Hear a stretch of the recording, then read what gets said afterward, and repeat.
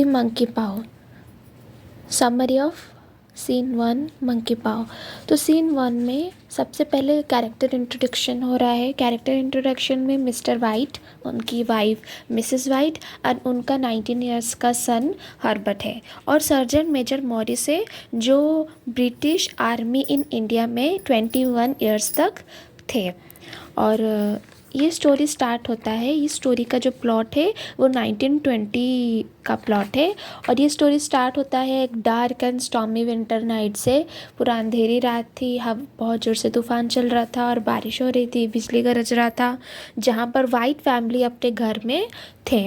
Herbert और mister white जो थे वो चेस खेल रहे थे, और मिस्टर वाइट जो थे वो हार रहे थे।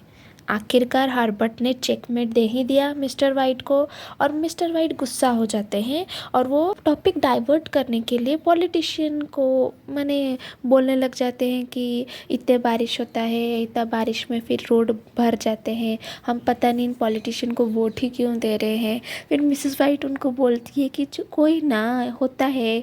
उसके बाद वो लोग एक दूसरे में बात करते हैं। जब वो सुनते हैं कि कोई दरवाज़ा खटखट कर रहा है, तब उनको यकीन हो जाता है कि वो एक्चुअली जो सर्जन मेजर मॉरिस थे वो आने वाले थे, पर इन लोग को लगा नहीं था कि वो आएंगे क्योंकि अभी तूफान चल रहा था।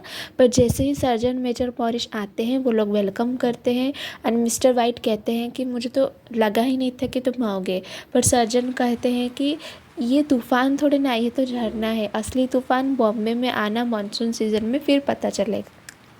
फिर सर्जन मेजर मॉरिस उनके साथ बैठते हैं, वो लोग चाय वाय पीते हैं, और वो मिसेस वाइट और हर्बर्ट उनको पूछते हैं कि आप तो इंडिया में 21 इयर्स तक थे, तो आपको तो बहुत सारी स्टोरीज़ और मैजिकल स्टोरीज़ पता होंगी, हमसे भी थोड़ा शेयर कीजिए। फिर मिस्टर वाइट को ये याद आता है कि जो सर्जन थे उन्होंने कोई मंकी पाव के बारे में बात किया था। सर्जन मेजर मॉरिस वो सीधा पलट जाते हैं, बोलते कि नहीं नहीं, मंकी पाव तो बकवास स्टोरी है वगैरह वगैरह। फिर भी आखिरकार उनको मंकी पाव के बारे में बताना पड़ता है। तो जो मंकी पाव का स्टोरी है, एक हॉली मैन थे, माने एक साधु टाइप के थे। तो वो हॉली मैन ने इस मंकी पाव पर स्पेल किया था, जादू टोना किया था, ताकि वो लोगों को दिखा सके कि अगर अपने भाग्य के साथ जो खिलवाड़ करता है वो कभी खुश नहीं रहता है।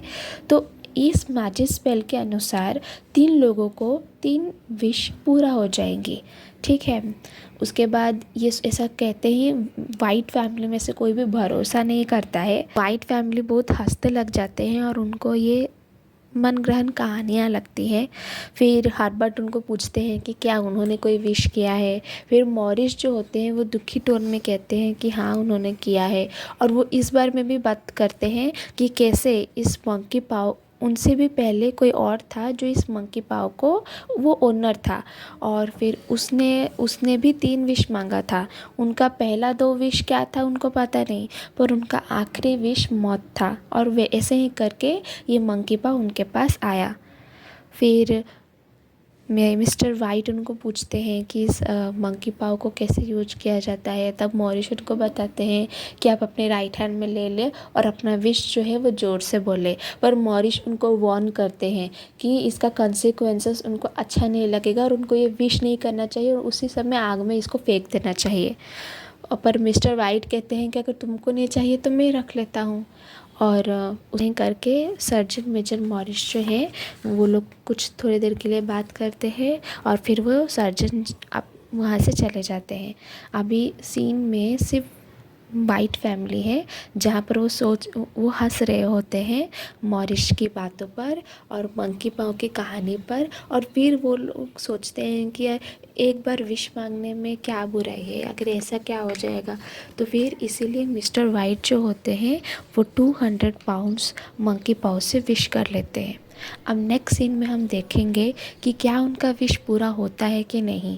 अगर होता है तो ऐसी क्या मजबूरी थी, ऐसी क्या घटना थी जिसकी वजह से मॉरिस ने उनको ये मना किया था कि मंकी पाव इस्तेमाल ना करने के लिए। ऐसा क्या हुआ था मॉरिस के साथ और वो फर्स्ट ओनर के साथ कि वो मंकी पाव को यूज़ नहीं करने के लिए बोल रहे थे। क्या ये मंकी पाव कर्स्ड है?